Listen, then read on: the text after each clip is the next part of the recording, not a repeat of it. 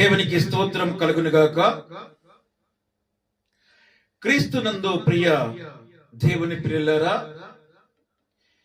యేసు క్రీస్తు అతి పరిశుద్ధ నామములో స్తోత్రము కలుగునుగాక. ప్రభువైన యేసు క్రీస్తు సిలువలో పలికినటువంటి మాటలు 7. అందులో మొదటి మాట క్షమించు. మన వాక్యములకు వెలుచుండగా ముందుగా చిన్న ప్రార్థన. జీవ మార్గమును నీవు నాకు తెలియపరిచినావు. నీ సన్నిధిలో సంపూర్ణ సంతోషము కలదు. నీ కుడి చేతిలో నిత్యము సుఖములు కలవు. యేసుక్రీస్తు వారి ఉన్నతమైన శ్రేష్టమైన పరిశుద్ధ నామములో మీ అందరికీ కింగ్డమ్ గాస్పెల్ మినిస్ట్రీస్ ద్వారా శుభములు తెలియజేస్తున్నాం. లూకా సువార్త 23వ అధ్యాయము 34వ వచనములో, తండ్రి వీరేమి చేయుచున్నారో వీరెరగరు కనుక వీరిని క్షమించమని చెప్పాను. వారు వస్త్రములను పంచుకొనుటకి చీట్లు వేసిరి. తండ్రి వీరు ఏమి చేయుచున్నారో వీరికి ఎరగరు. ప్రభువైన యేసుక్రీస్తుని శత్రువులు శిక్షకు గురి చేస్తున్నారు. అక్కడ ఉన్నటువంటి జనసమూహం కూడా దేవుని ప్రభువైన యేసుక్రీస్తుని అనేక మాటలతోటి అవమానపరుచున్నారు, ద్వేషించినారు. ప్రభువైన యేసుక్రీస్తుకి సిలువ ఏయుడి అని చెప్పేసి ఆ జనం అందరూ కూడా కేకలు వేస్తున్నారు. అక్కడ ఉన్నటువంటి భటులు ప్రభువైన యేసుక్రీస్తుని కొరడాలతో అనేకమైనటువంటి దెబ్బలు కొట్టినారు. ఆ వీపంతా కూడా నాగలతో దున్నిన విధంగా నాగల సాగు వలె అయిపోయాయి. రక్తము కాల్చున్నారు. ఆ ప్రభువైన యేసుక్రీస్తుని శిలువపై ఉంచి 2 చేతులకు 2 మేకులు, ఒక కాలుపై ఒక కాలు వేసి దానికి మేకులు వేస్తున్నారు. మేకులతో బంధించినారు. ఆ మేకుల నుంచి ఎక్కడైతే కొట్టినారో ఆ ప్రాంతం నుంచి రక్తం కాల్చున్నది. ఆ వీపు ఎక్కడైతే కొరడ దెబ్బలు ఉన్నాయో ఆ కొరడ దెబ్బలకి రక్తం అంతా కారుతా ఉన్నది. ఆ రక్తం అంతా కూడా ఆ సిలువ కొయ్య పడినప్పుడు ఆ సిలువ అంతా కూడా మరి ఆ సిలువ చుక్క కొయ్య అంతా కూడా రక్తంతో నానుతున్నది. అనేకులు అనేకమైనటువంటి మాటలు అన్నారు, ద్వేషించారు, దూషించారు, ఉమ్మేశారు. కానీ పరిశుద్ధుడు నిర్దోషి అయినా ఈ జనము ఆయన్ని శిక్షకు గురి చేస్తున్నారు. ఆయన శిక్ష అనుభవించే విధంగా చేశారు, అవమానం చేశారు, ఇబ్బంది పాలు చేశారు, ద్వేషించారు, దూషించారు, హింసించారు. ఆయన ప్రభు మరి ఏమి చేస్తున్నారో తండ్రి, వీరు ఏమి వెరగరని, వీరికి ఏం తెలియదని, వీళ్ళు క్షమించమని తన యొక్క శక్తినంతా కూడబెట్టుకొని తన తండ్రికి ఆకాశం వైపు చూస్తూ ప్రార్థన చేశాడు. ప్రేమైన దేవుని పిల్లరా, ఎన్ని బాధలున్నప్పటికీ, ఎన్ని మాటలు దూషించినప్పటికీ, మరి సిలువ వేసినప్పటికీ, తనకు గాయపరిచినప్పటికీ, రక్తం వచ్చే విధంగా చేసినప్పటికీ కూడా ప్రభువైన యేసుక్రీస్తు ఎవరైతే మరి విధమైన చేస్తున్నారో, నైనా వీరికి ఏమి తెలియదు, వీళ్ళు క్షమించమని తన తండ్రికి ఆకాశం వైపు తల పైకైతే ప్రార్థన చేయడం జరిగింది. ఆ మాదిరిగా మనం జీవించాలి. ప్రభువైన యేసుక్రీస్తు మాదిరిగా మనము జీవించాలి. క్షమించడం అనేది ఒక మంచి గుణం.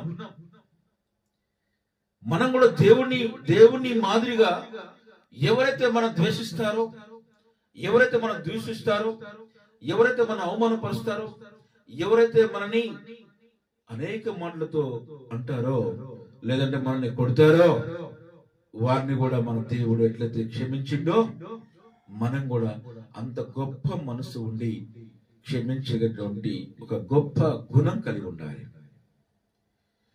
దేవుని ప్రేమ అనేది ద్వేషాన్ని జయిస్తుంది. మనం ప్రేమ కలిగి ఉండి మనం ఇతరుల్ని ప్రేమించగలిగి ఉన్నప్పుడు ఎవరు ఎంతమందిని ఎందుకు ద్వేషించినా, దూషించినా, హింసించినా, బాధ పెట్టే విధంగా చేసినా, మన హృదయాన్ని బాధ కలిగే విధంగా చేసినా, మనలో ఒక ప్రేమ ఉండాలి. ఏ ప్రేమ ఉండాలి? ప్రభువుని యేసుక్రీస్తు మాదిరి కలిగినటువంటి ప్రేమ ఉండాలి. ఆ ప్రేమ ఉంటే ఎంతటి వాడినైనా సరే మనము ఆ ప్రేమతోటి ద్వేషించేవాడిని, దూషించేవాడిని మనము ప్రేమిస్తాము.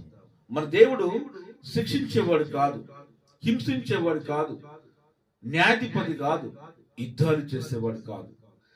మన దేవుడు క్షమించేటువంటి దేవుడు, కరుణమయుడు, ప్రేమగల దేవుడు. ఆ ప్రేమ మనకుంటే మనము ఎంతటి దానిని సరే ద్వేషించేవాడిని, దూషించేవాడిని మనం క్షమించగలిగినటువంటి హృదయం కలిగి ఉంటాం. ప్రేమైన దేవుని పిల్లరా, మత్తయి సువార్త 6వ అధ్యాయము 14-15లో మీరు ఇతరుల అపరాధములను క్షమించిన వేళ మీ పరలోక తండ్రి వినును క్షమించును.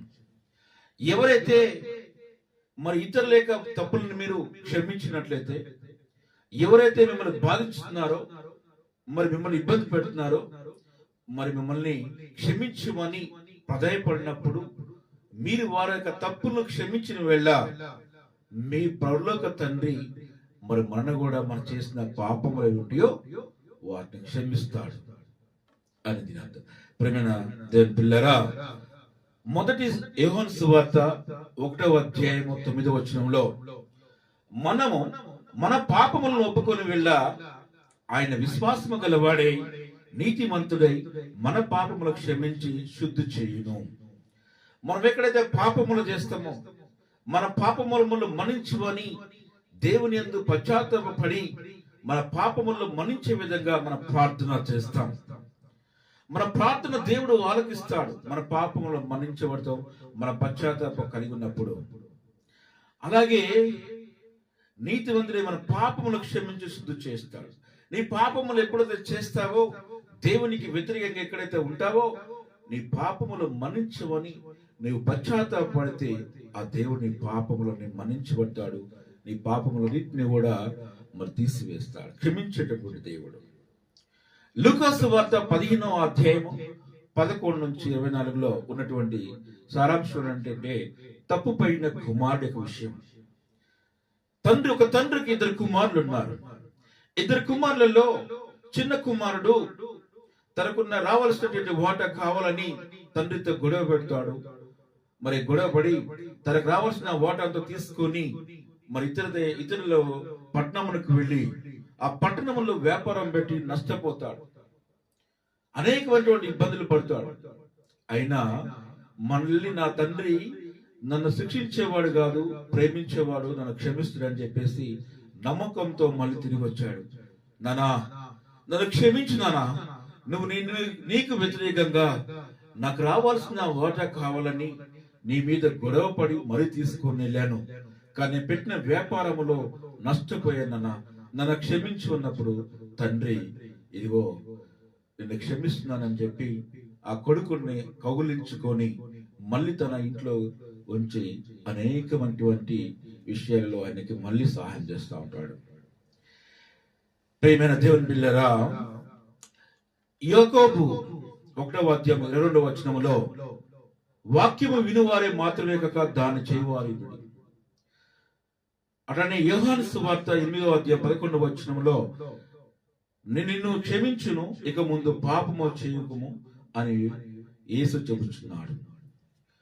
మన పాపములను మనం మన్నించవని దేవుని యందు పశ్చాత్తాపడినప్పుడు మళ్ళీ పాపం వైపు చూడకండి. మీ పాపములను మన్నించబడ్డాయి, అలాగే ఇతరులను కూడా మీరు మన్నించండి అని ఇక వాక్యంలోని సారాంశం. క్షమించుట అనేది ఇతరులను క్షమపై దేవుడు మనల్ని క్షమిస్తాడు. ఎవరైతే మనము క్షమించవని మనం అడుగుతారో వాళ్ళు మనం క్షమించాలి. ఎవడైతే మనకు హాని తలపెడతాడో, ఎవడైతే మనం ద్వేషిస్తాడో, హింసిస్తాడో, వాడు తప్పు తెలుసుకొని మనం క్షమించవని అడిగినప్పుడు వాడిని క్షమించేటువంటి హృదయం కలిగి ఉండదు గాక. దేవుని యందు విశ్వాసం కలిగి ఉండి నీ ఇరుగు పొరుగు వారిని, ఎవరిని అందరినీ కూడా నువ్వు మంచి మనస్ఫూర్తితో క్షమించాలని